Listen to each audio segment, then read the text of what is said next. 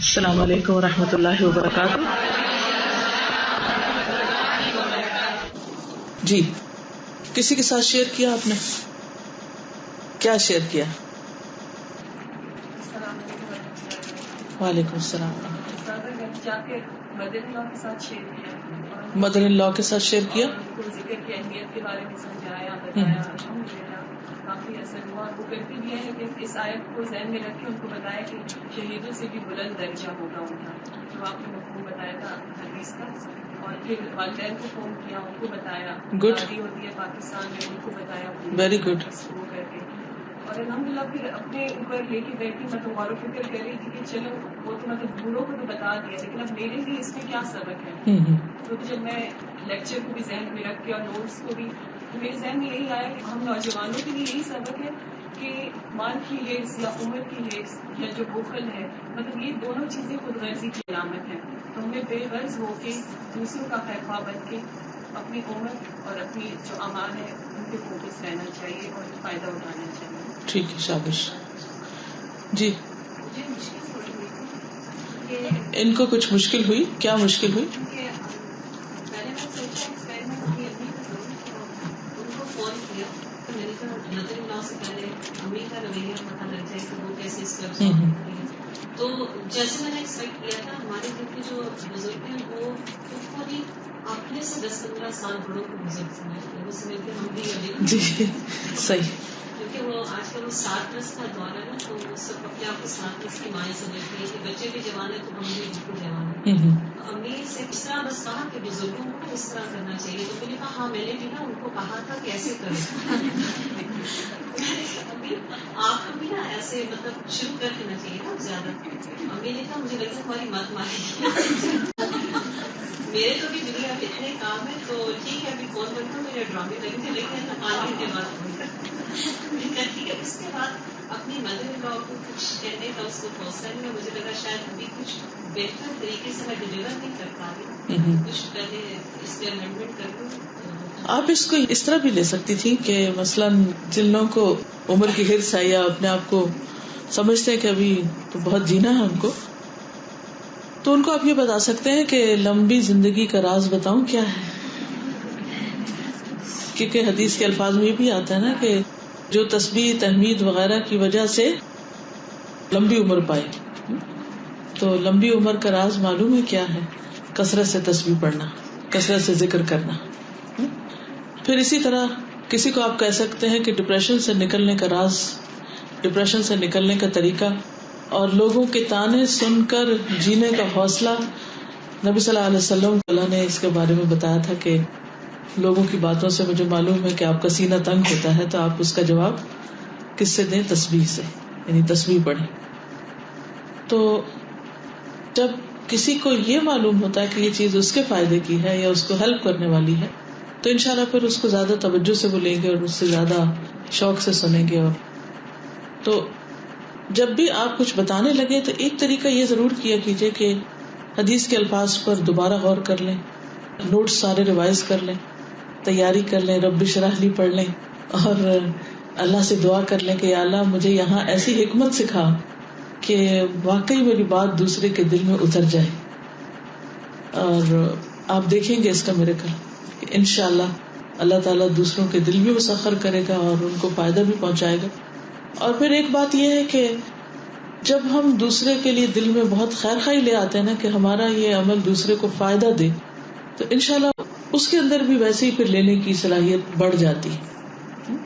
اگر آپ اس کو صرف اس طرح کریں کہ یہ ہوم ورک ہے اور ہمیں ایک چیز پتہ چلی تو فوراً آگے دے دیں.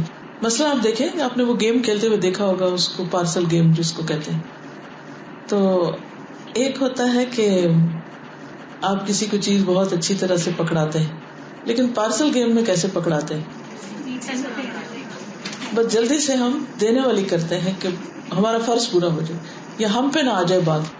تو ٹھیک ہے، ہم سے ہمارے علم اور عمل کے بارے میں پوچھا جائے گا کہ ہم نے اس پر خود کتنا عمل کیا، آگے کتنا پہنچایا. ہم سب سے، صرف ان کی بات نہیں کری، جنرلی بات ہے، ہم سب سے یہ پوچھا جائے گا.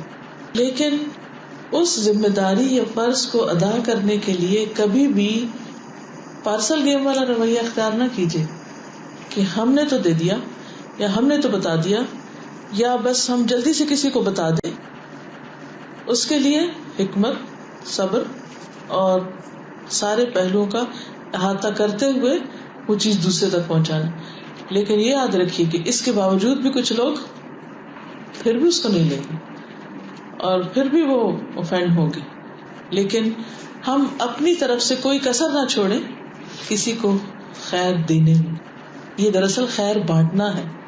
جو اچھی بات آپ کو پتہ چل رہی ہے فائدے کی، نفع کی، آپ اپنے لوڈ ونز کو، پیاروں کو، ان کو جن سے آپ کا ایک خاص تعلق ہے، ان کو یہ خیر پہنچانا چاہتے ہیں تو انشاءاللہ جس محبت کے ساتھ آپ ان کو دنیا کی کوئی چیز دیتے ہیں اس سے زیادہ محبت کے ساتھ آپ ان کو دین کی چیز دیجیے، انشاءاللہ وہ لیں گے.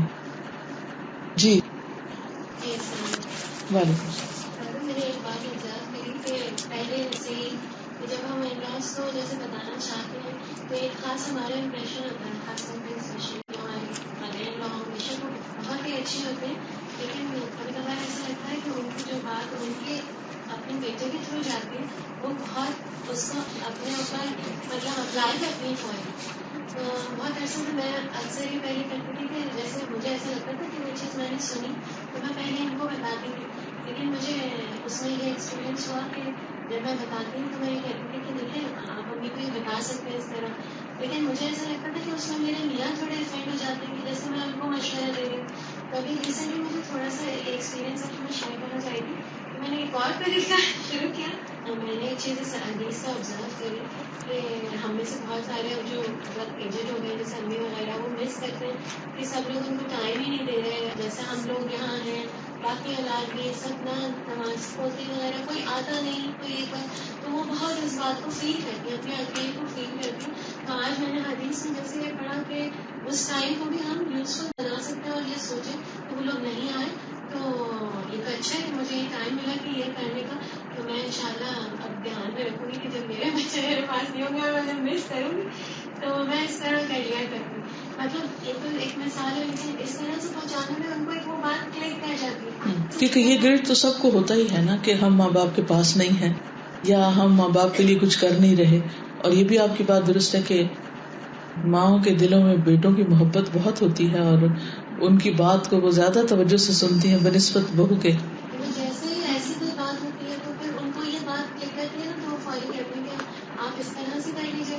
جیسے ٹائم کو کبھی کبھار ایسا ہوتا ہے نا دن میں فون کرو کہتے ہیں کہ بالکل اکیلے کوئی بھی نہیں آیا، آج تو پیچھے سے بھی بچے نہیں آئے، آج سے سامنے سے بھی نہیں آئے. تو میرا مطلب ہے کہ اس طرح بالکل یعنی جس وقت وہ کہیں کہ ہم اکیلے ہیں تنہا ہیں تو اس وقت آپ ان کو ایک مشورے کے طور پر اور ایک ریمیڈی کے طور پر اور ایک تحفے کے طور پر میرا مطلب یہ تھا کہ میں اپنے آپ کو نہیں کرتی آگے لیکن جس کے تھرو زیادہ بات جاتی اس کے تھرو اگر پہنچائیں تو وہ بھی اچھا. جی یہ ایک اور طریقہ ہے، اچھی بات ہے. سبحانک اللہم وبحمدک نشہد ان لا الہ الا انت نستغفرک ونتوب الیک. السلام علیکم ورحمۃ اللہ وبرکاتہ.